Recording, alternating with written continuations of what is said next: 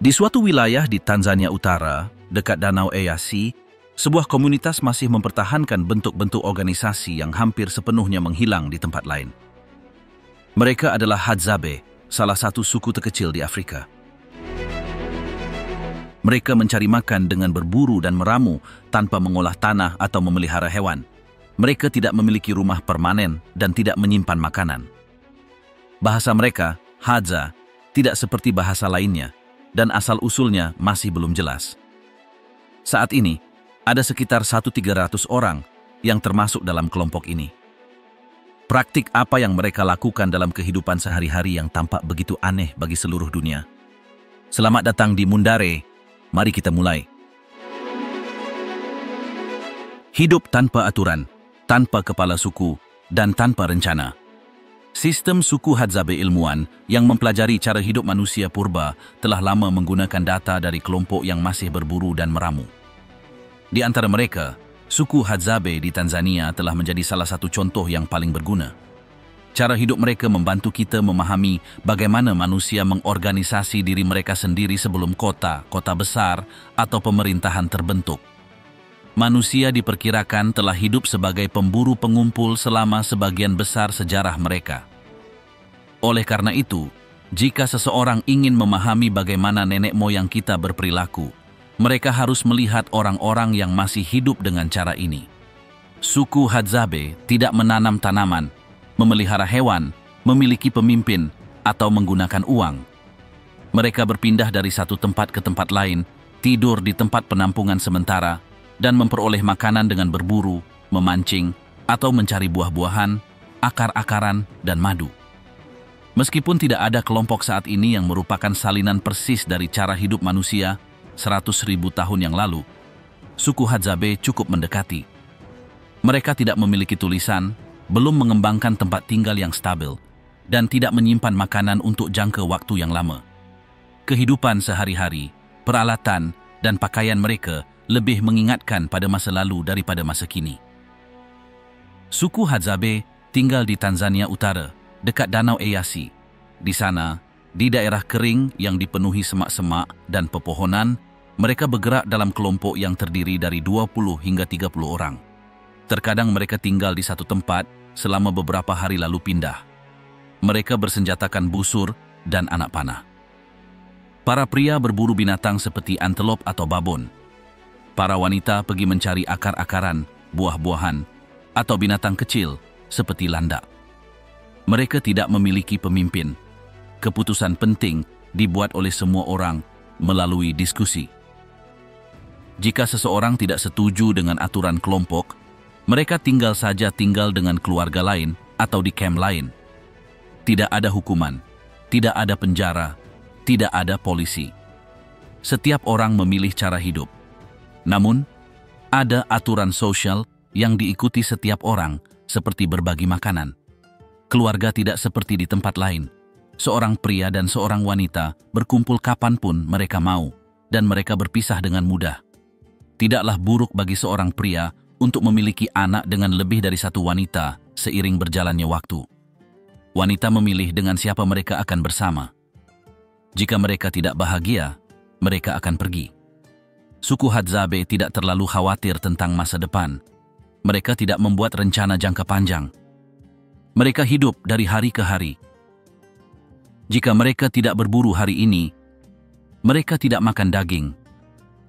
Jika mereka tidak mengumpulkan madu, mereka tidak punya gula. Itulah sebabnya mereka keluar setiap pagi untuk mengumpulkan apa yang mereka butuhkan. Dan jika mereka tidak mendapatkan apapun pada suatu hari, mereka akan bertahan sampai hari berikutnya. Mereka tidak merasa tertekan karenanya. Bahasa mereka tidak sama dengan bahasa tetangga mereka.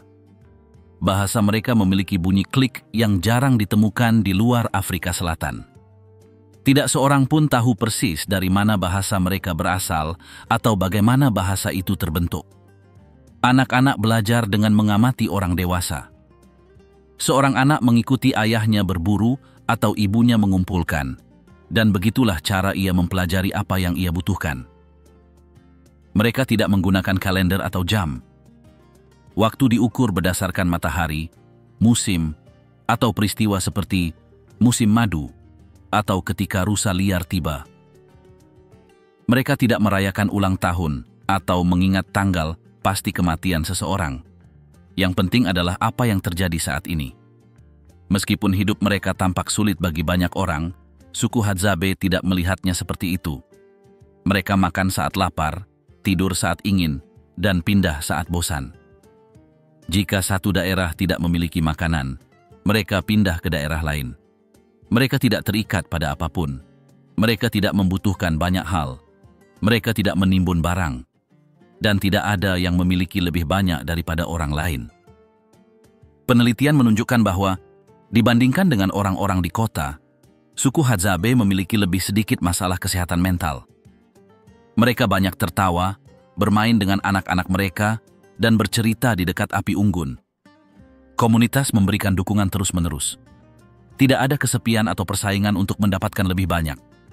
Gaya hidup ini tidak sempurna, tetapi berfungsi sebagai cermin untuk merenungkan bagaimana kita hidup sebelum pertanian dan industri.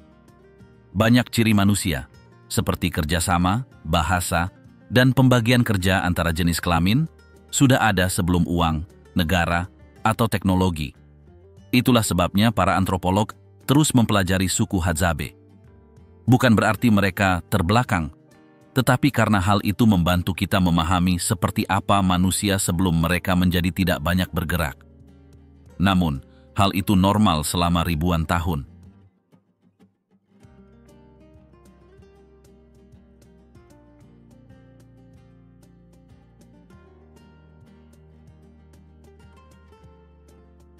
Bertahan hidup dengan apa yang ditinggalkan orang lain.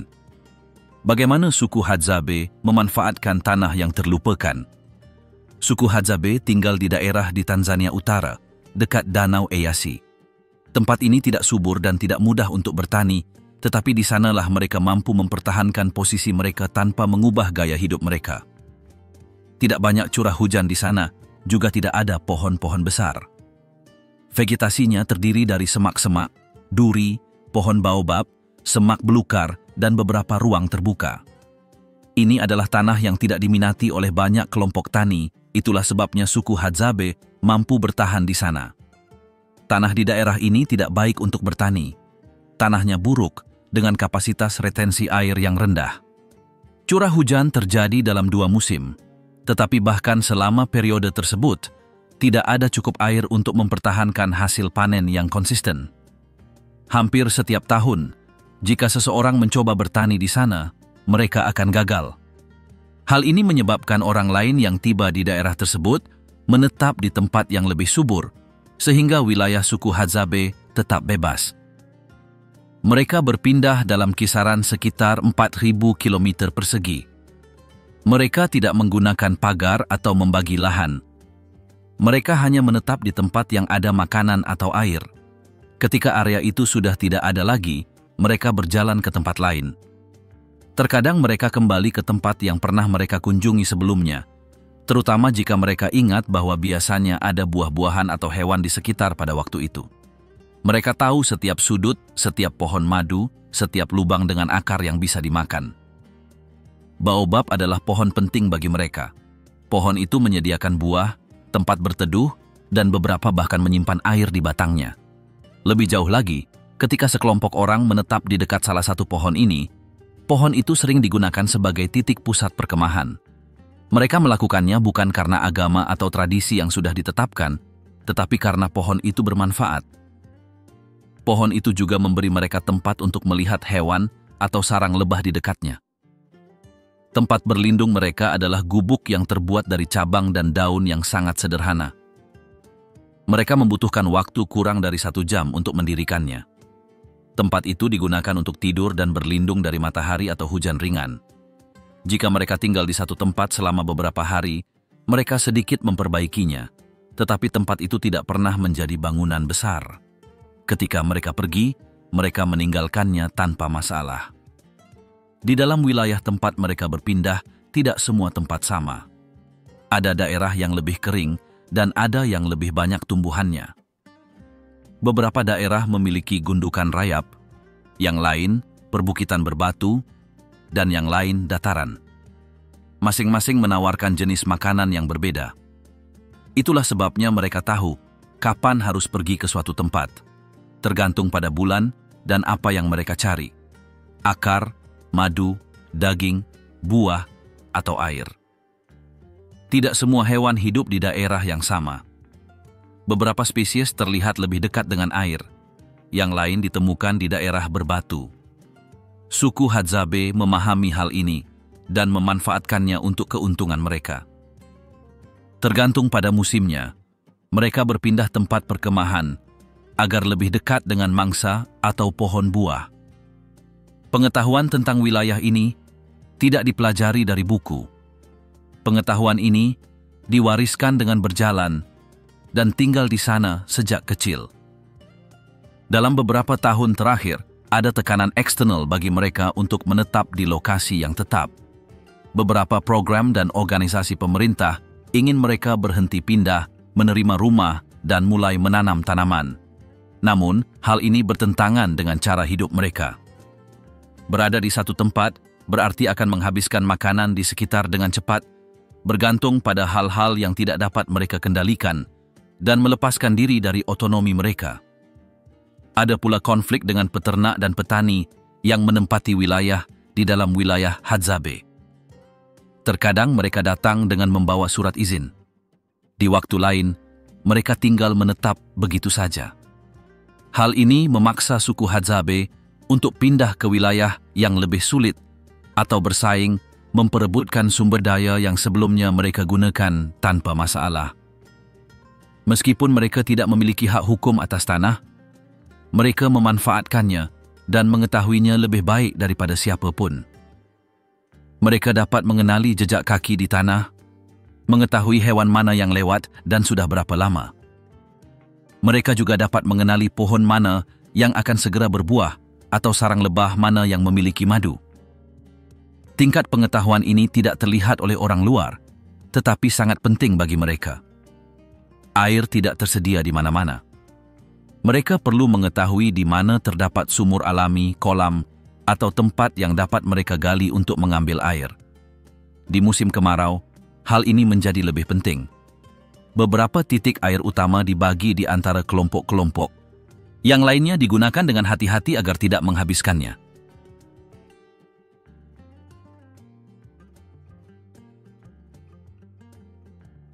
Semua orang melakukan segalanya. Tidak ada yang bertanggung jawab. Peran tak kasat mata suku Hadzabe. Di antara suku Hadzabe, cara mereka mengatur diri berdasarkan jenis kelamin dan usia tidak tertulis di manapun, tetapi semua orang mempelajarinya seiring waktu. Sejak usia muda, setiap orang memahami apa yang diharapkan dari mereka tergantung pada apakah mereka laki-laki atau perempuan, atau tergantung pada usia mereka. Meskipun mereka tidak memiliki hukum atau sekolah, perbedaan ini diajarkan dengan mengamati apa yang dilakukan orang lain. Wanita memainkan peran kunci dalam kehidupan sehari-hari. Mereka menghabiskan sebagian besar waktu untuk mengumpulkan makanan seperti akar, buah, dan daun yang dapat dimakan. Mereka juga merawat anak-anak dan bertanggung jawab untuk menjaga gubuk dalam kondisi baik. Mereka pergi bersama dalam kelompok, berjalan melalui daerah yang mereka kenal baik, dan kembali dengan membawa apapun yang mereka temukan. Seringkali, apa yang mereka dapatkan adalah apa yang menopang kelompok selama hari-hari ketika tidak ada keberuntungan dalam berburu. Di sisi lain, pria lebih fokus pada perburuan. Mereka menggunakan busur dan anak panah dan pergi sendiri atau berpasangan untuk mencari binatang. Mereka dapat menghabiskan waktu berjam-jam mengikuti jejak. Ketika mereka berburu sesuatu yang besar, mereka membawanya kembali ke perkemahan dan membagikannya kepada semua orang. Mereka juga mengumpulkan madu yang sangat berharga. Bukan berarti wanita tidak bisa melakukannya, tetapi pria lebih sering melakukannya karena seringkali melibatkan memanjat pohon atau pergi ke daerah yang lebih sulit. Tidak ada yang memaksa orang untuk melakukan tugas tertentu, tetapi ada kebiasaan yang diikuti setiap orang. Misalnya, sejak kecil, anak laki-laki bermain dengan busur mainan dan berlatih membidik, sementara anak perempuan belajar menggali tanah untuk menemukan akar. Saat mereka tumbuh, praktik ini menjadi bagian dari kehidupan sehari-hari mereka. Tidak ada hukuman jika seseorang tidak melakukan apa yang diharapkan, tetapi ada semacam tekanan dari teman sebaya agar setiap orang melakukan bagiannya. Orang tua memainkan peran penting, meskipun mereka tidak pergi berburu atau mengumpulkan sebanyak dulu. Mereka mengajar, bercerita, dan memberi nasihat. Mereka tidak memerintah atau membuat keputusan untuk orang lain, tetapi pendapat mereka dihormati. Banyak anak belajar dengan memperhatikan kakek nenek mereka lebih dari dengan memperhatikan orang tua mereka sendiri. Kebijaksanaan diwariskan dengan berbicara di sekitar api unggun, tanpa buku atau kelas. Ketika harus memutuskan apakah akan pindah, pergi berburu dalam kelompok, atau pindah daerah karena kekurangan makanan, para tetua biasanya berbicara apa adanya. Dan meskipun semua orang ikut berpartisipasi, kata-kata mereka memiliki bobot. Bukan karena mereka memegang jabatan, tetapi karena mereka telah hidup lebih lama dan lebih mengenal daerah tersebut. Mereka mengingat kapan buah tertentu baik untuk daerah tertentu, atau daerah mana yang memiliki air paling banyak selama musim kemarau. Anak-anak dibesarkan oleh semua orang. Tidak ada pemisahan yang jelas antara ayah dan paman atau antara ibu dan bibi. Seorang anak dapat menghabiskan hari dengan seorang wanita yang bukan ibu mereka dan tidak ada yang menganggapnya aneh. Yang penting adalah mereka tumbuh dalam kelompok. Jika orang dewasa melihat seorang anak melakukan sesuatu yang berbahaya, mereka mengoreksinya tanpa perlu meminta izin. Itu adalah bentuk pengasuhan bersama. Wanita dapat memiliki beberapa anak dengan pria yang berbeda sepanjang hidup mereka, dan itu tidak dihakimi. Pria juga biasanya tidak tinggal dengan satu wanita sepanjang hidup mereka. Mereka terkadang berganti pasangan, dan itu adalah bagian normal dari budaya mereka. Ketika seorang perempuan melahirkan, ia menerima bantuan dari perempuan lain di kamp. Tidak ada dokter atau rumah sakit. Kelahiran terjadi di tempat tinggalnya dengan bantuan orang-orang di sekitarnya. Setelah itu, ia kembali menjalani kehidupan normalnya. Dalam beberapa hari, ia kembali memanen. Tidak ada waktu istirahat yang panjang, tetapi tidak ada pula tekanan untuk segera kembali. Semuanya disesuaikan dengan apa yang dapat atau ingin ia lakukan. Para lansia yang tidak dapat lagi berjalan jauh atau membantu pekerjaan rumah masih memiliki tempat. Tidak ada yang menelantarkan mereka. Mereka makan bersama yang lain, tidur di dekat api unggun, dan anak-anak membawakan mereka air atau makanan jika diperlukan. Mereka membalas perhatian ini dengan cerita, nasihat, dan kenangan. Nilai mereka tidak terletak pada apa yang mereka hasilkan, tetapi pada apa yang mereka ketahui. Tidak ada ritual yang rumit. Ketika seseorang tumbuh dewasa, mereka hanya akan mulai melakukan apa yang dilakukan orang dewasa. Anak laki-laki menjadi pria ketika mereka pergi berburu sendirian dan membawa sesuatu kembali ke kamp.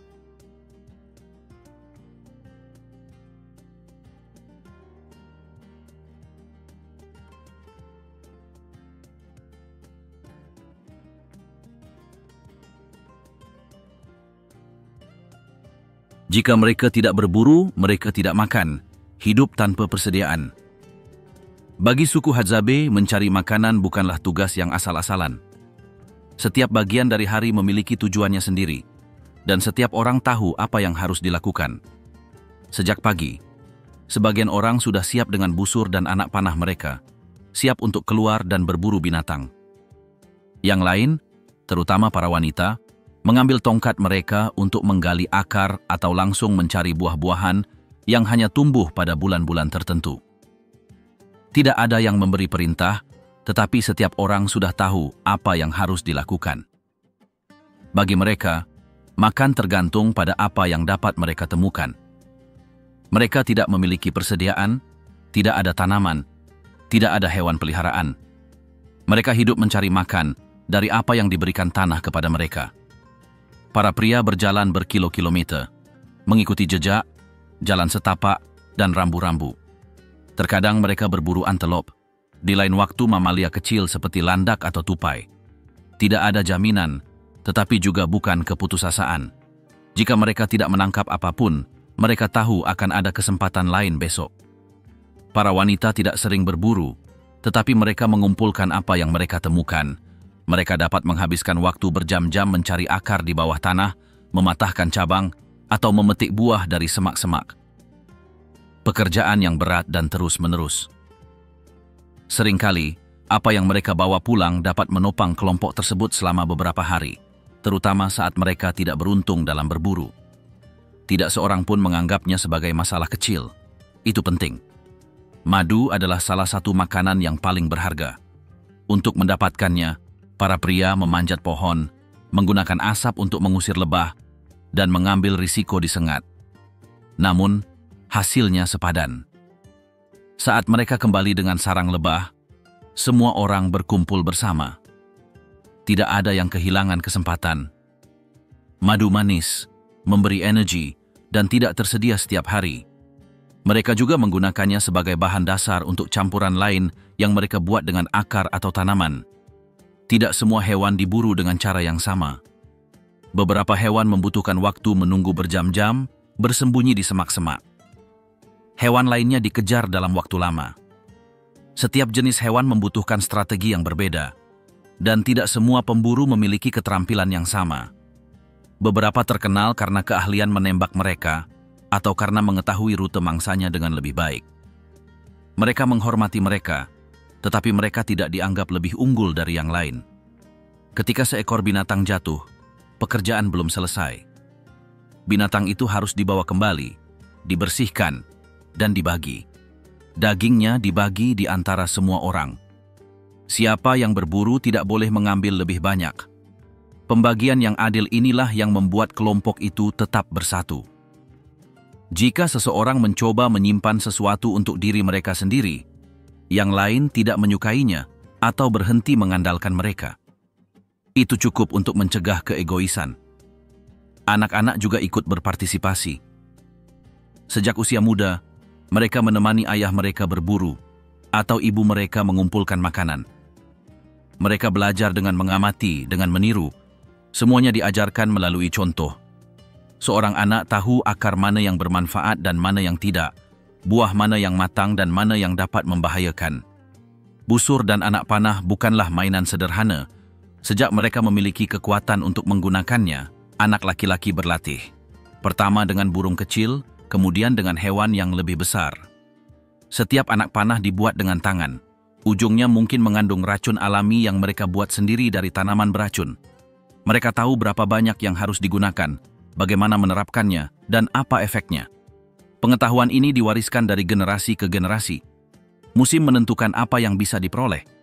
Pada musim kemarau, buah yang dihasilkan lebih sedikit, tetapi hewan yang datang ke air lebih banyak.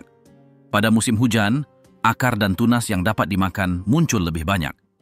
Itulah sebabnya mereka berpindah dari satu tempat ke tempat lain, mencari apa yang mereka butuhkan, tergantung pada bulannya. Mereka tidak menunggu sesuatu datang. Mereka melakukannya. Apa yang diburu atau dikumpulkan langsung dikonsumsi. Daging dimakan langsung atau sisa-sisanya dijemur. Madu dibagikan dan digunakan dalam sehari. Mereka hidup mengikuti irama lingkungannya. Cara makan ini memaksa mereka untuk selalu waspada, selalu aktif. Terkadang mereka bekerja sama dengan kelompok lain di dekatnya. Mereka saling memperingatkan jika ada daerah yang banyak buahnya atau jika sarang lebah penuh. Kerjasama ini tidak wajib, tetapi membantu. Tentu saja ada juga persaingan, terutama saat makanan langka. Tetapi mereka tidak bertengkar karenanya. Mereka tahu bahwa pindah ke daerah lain seringkali lebih baik daripada berdebat. Para tetua tidak lagi berburu, tetapi mereka membantu dengan apa yang mereka ketahui.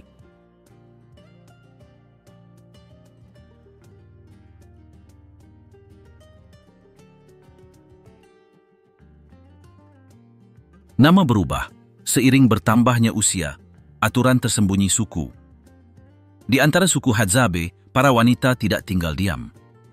Jika ada sesuatu yang mengganggu mereka, mereka akan berbicara dengan lantang dan jelas, bahkan dalam pertengkaran yang dapat berlangsung lama.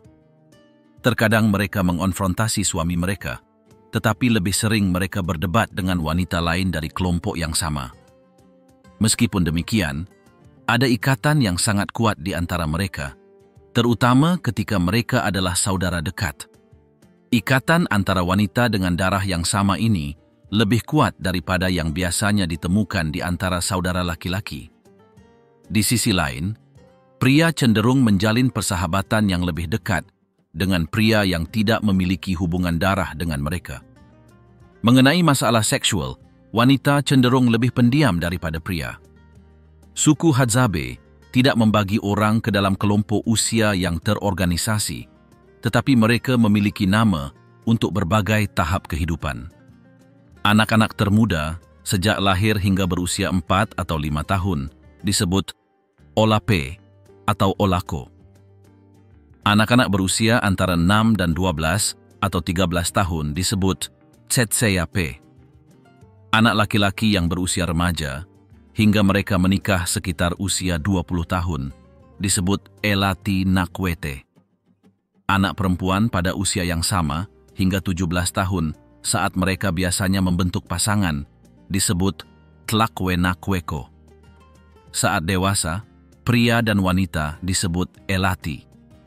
Jika seseorang telah memiliki 2 atau 3 anak, mereka disebut Elatikae. Orang berusia 45 hingga 60 tahun dikenal sebagai Pa Nekwete, dan mereka yang berusia 70-an disebut Pa Nekwete Kae. Yang tertua dan paling rapuh disebut Balambala. Tidak ada pemisahan antar generasi. Remaja menghormati orang dewasa dan hidup dengan baik bersama orang yang lebih tua. Sebagian alasannya adalah karena orang dewasa tidak memberlakukan aturan yang ketat atau terlalu banyak mencampuri keputusan pribadi, seperti dengan siapa mereka akan berpasangan. Selain itu, karena tidak ada hierarki atau bos, setiap orang hidup cukup bebas, tanpa merasa tertekan. Dalam hal menyelesaikan perselisihan atau kesalahpahaman, tidak ada hakim atau hukuman. Setiap kelompok, tergantung pada situasinya, memutuskan apa yang harus dilakukan dengan berbicara bersama. Terkadang, jika seseorang menimbulkan masalah atau tidak cocok, mereka tinggal di camp lain tanpa drama. Mereka tidak memerlukan aturan tertulis atau sistem peradilan seperti di budaya lain. Kelompok ini mengatur perilaku dengan percakapan dan komentar. Dan jika ada sesuatu yang benar-benar mengganggu, semua orang mendiskusikannya sampai masalah itu terselesaikan. Suku Hadzabe tidak percaya pada dewa-dewi yang terorganisasi atau memiliki agama dengan kuil atau aturan. Namun, mereka memiliki gagasan tentang roh dan kekuatan tak kasat mata. Mereka percaya bahwa tempat atau hewan tertentu memiliki energi khusus. Mereka juga percaya bahwa mimpi dapat memiliki pesan penting, dan terkadang mereka membagikannya saat fajar.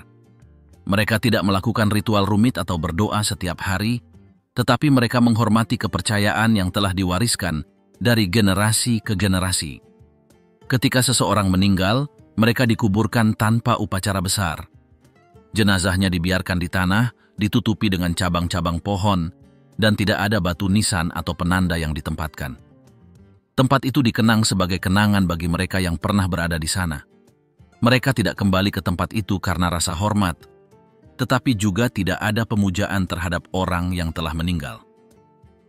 Mereka tetap diam, mengingat apa yang dilakukan orang itu, dan melanjutkan hidup. Kematian adalah bagian dari perjalanan, bukan peristiwa yang harus didramatisasi. Mereka tidak percaya pada hukuman setelah kematian atau surga yang lebih baik. Bagi mereka, yang penting adalah bagaimana seseorang hidup selama berada di dunia ini. Jika seseorang murah hati, mereka akan dikenang dengan penuh kasih. Jika mereka egois, hanya sedikit yang akan membicarakannya. Tidak ada kitab suci atau aturan agama. Ide-ide disampaikan dari mulut ke mulut, di antara api unggun dan jalan-jalan. Semuanya lisan dan praktis. Ide tentang komunitas dipelajari melalui contoh. Jika seorang anak melihat daging dibagikan, mereka juga belajar untuk melakukannya. Jika seseorang tidak bekerja sama, yang lain akan memperhatikan, meskipun mereka tidak mengatakan apapun secara langsung. Tekanan lembut itu cukup untuk menjaga keharmonisan. Rasa hormat tidak dipaksakan, itu diperoleh melalui tindakan.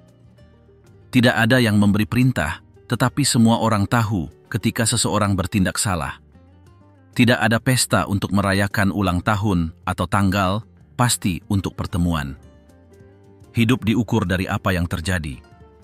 Perburuan yang bagus, panen yang luar biasa, kelahiran seorang anak. Itulah hal-hal yang diingat. Tidak ada kalender atau jadwal, yang ada hanya acuan alamiah, musim madu, perjalanan hewan, musim kemarau atau musim hujan. Begitulah cara mereka memahami waktu.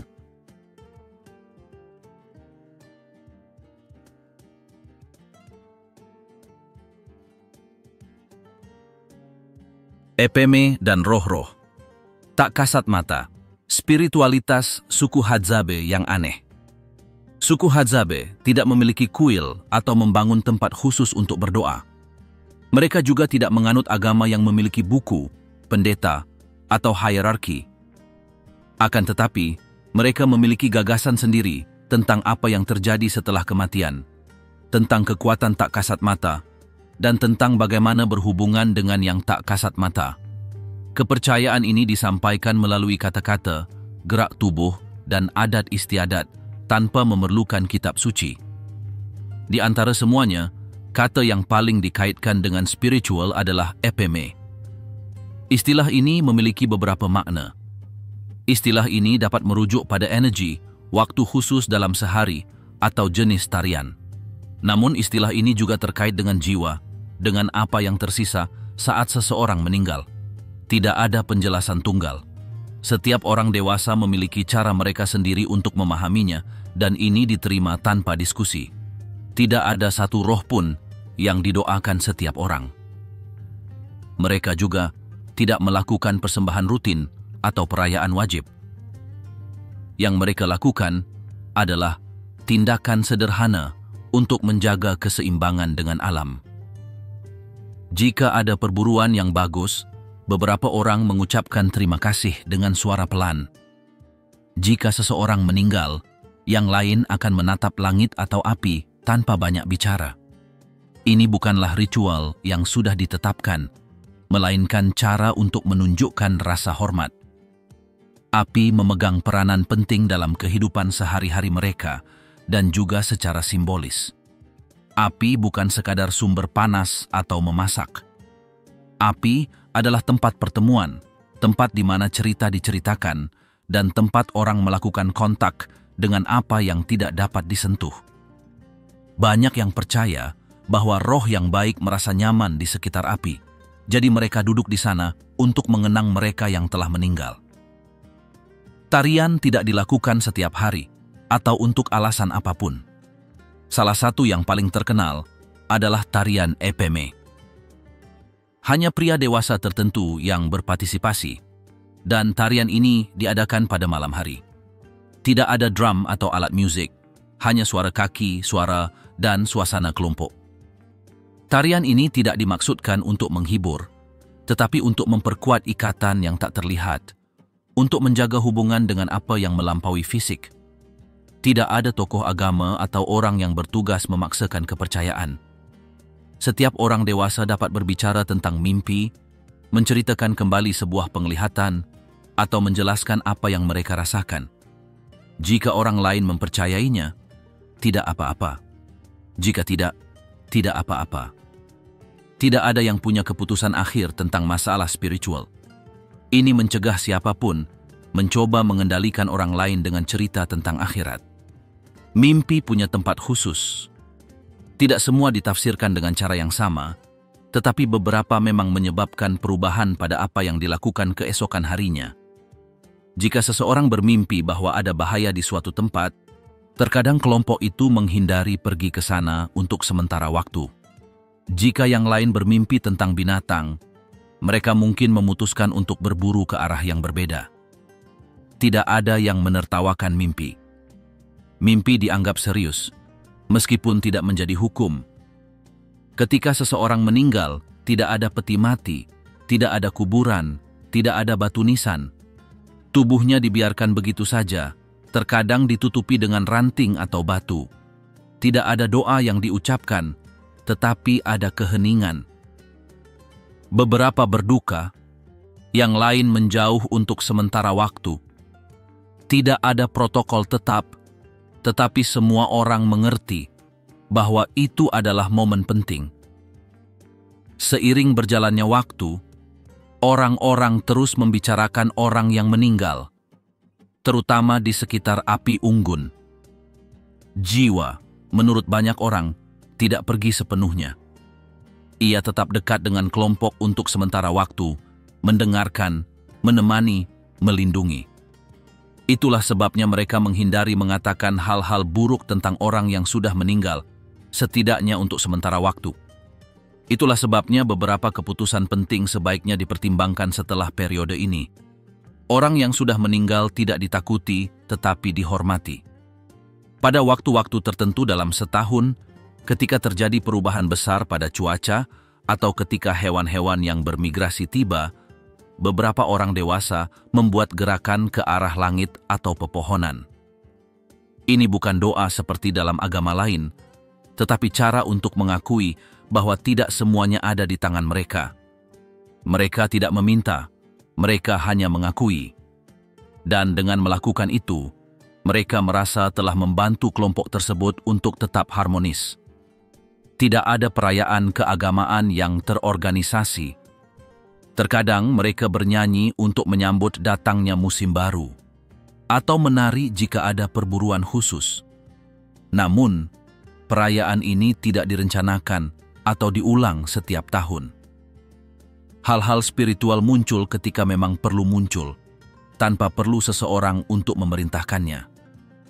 Fleksibilitas ini memungkinkan setiap orang untuk mengalami hubungan dengan yang tak terlihat dengan cara mereka sendiri.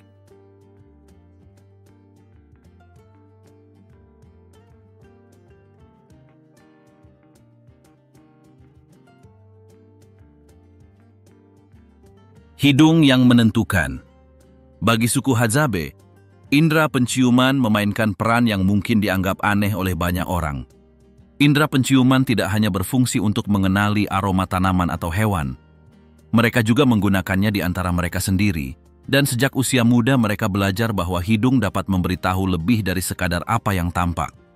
Ketika seorang anak menangis atau merasa sakit, sang ibu tidak hanya memeluk atau menenangkan mereka dengan kata-kata. Ia mencium mereka. Ia menempelkan hidungnya ke leher, dada, atau kepala anak itu dan bernapas dalam-dalam. Ini bukan dilakukan karena kebiasaan yang tidak masuk akal. Ia ingin tahu apakah tubuh anak itu telah berubah, apakah baunya telah berubah, apakah ada sesuatu yang tidak biasa. Seiring berjalannya waktu, para wanita belajar untuk memperhatikan perbedaan yang halus.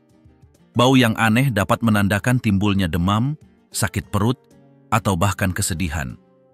Pria juga menggunakan hidung mereka. Saat berburu, tentu saja mereka perlu mencium petunjuk, hewan, asap, atau makanan busuk. Namun di antara mereka sendiri, mereka juga mengendus untuk memahami perasaan orang lain. Jika pasangan tampak pendiam atau aneh, seseorang mungkin akan mendekati dan mencium lehernya tanpa berkata apapun. Itu bukan godaan atau canggung. Itu adalah cara untuk menanyakan apakah semuanya baik-baik saja tanpa menggunakan kata-kata. Ketika dua orang saling mencintai, mereka juga akan saling mencium. Bukan sebagai bagian dari permainan, tetapi sebagai ungkapan kasih sayang. Seorang wanita mungkin akan mencium ketiak pasangannya sebagai bagian dari rutinitas hariannya. Seorang pria mungkin akan mendekati kepala pasangannya dan bernapas dengan tenang. Kontak ini, yang bagi orang lain akan terasa aneh atau tidak nyaman, adalah hal yang biasa bagi mereka. Bau badan memberitahu banyak hal. Jika seseorang sakit, jika mereka kurang tidur, jika mereka makan sesuatu yang berbeda. Mereka tidak mencoba menutupi bau badan mereka dengan produk. Mereka hidup dengan bau badan alami mereka, dan itulah sebabnya apapun yang baunya berbeda akan langsung terlihat. Jika orang dewasa mulai mencium bau badan yang berbeda, teman-teman atau keluarga mereka akan menyadarinya. Dan terkadang, hal itu membantu mencegah masalah kesehatan sebelum masalah tersebut terlihat dengan cara lain. Mereka juga mencium benda. Jika seseorang membawa akar atau buah yang tidak begitu mereka kenali, hal pertama yang mereka lakukan adalah menciumnya. Jika baunya tidak enak, mereka tidak memakannya. Jika baunya enak, mereka mencobanya. Namun, meskipun sesuatu tidak terasa tidak enak, jika baunya aneh, mereka akan mengabaikannya. Mereka lebih mengandalkan hidung daripada mulut. Di beberapa area kehidupan mereka, penciuman sama pentingnya dengan penglihatan atau pendengaran. Saat mencari air, sebagian orang berjongkok dan bernapas di tanah. Mereka mengatakan bahwa mereka dapat mencium kelembapan di bawah tanah sebelum menggali. Di malam hari, saat semuanya gelap dan mereka perlu tahu apakah ada hewan di dekatnya, mereka tetap diam dan bernapas melalui hidung. Bau yang khas, seperti bulu basah, kotoran segar, atau darah, memberi mereka petunjuk. Penggunaan penciuman ini bukanlah tradisi yang terisolasi atau kebiasaan untuk dipamerkan. Itu adalah bagian dari cara hidup mereka. Mereka belajar sejak kecil untuk tidak mengabaikan apapun yang berbau aneh. Itu bukan indera keenam. Itu adalah indera yang lebih mereka perhatikan daripada di tempat lain. Beberapa pengunjung yang pernah menghabiskan waktu dengan suku Hadzabe mengatakan bahwa awalnya mereka terkejut dengan kontak yang begitu dekat dengan hidung mereka. Namun mereka kemudian menyadari bahwa itu bukanlah tindakan yang invasif, melainkan tindakan yang intim. Ketika seseorang mendekat untuk mencium Anda, mereka melakukannya dengan hati-hati, dengan rasa hormat. Mereka tidak tertawa atau bercanda. Itu serius.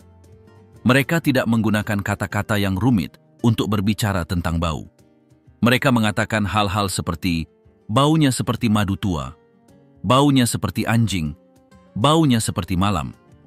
Namun, di antara mereka sendiri, frasa-frasa ini berbicara banyak. Mereka memahami bahwa segala sesuatu memiliki baunya sendiri, dan bahwa ketika baunya berubah, itu karena ada sesuatu yang juga berubah.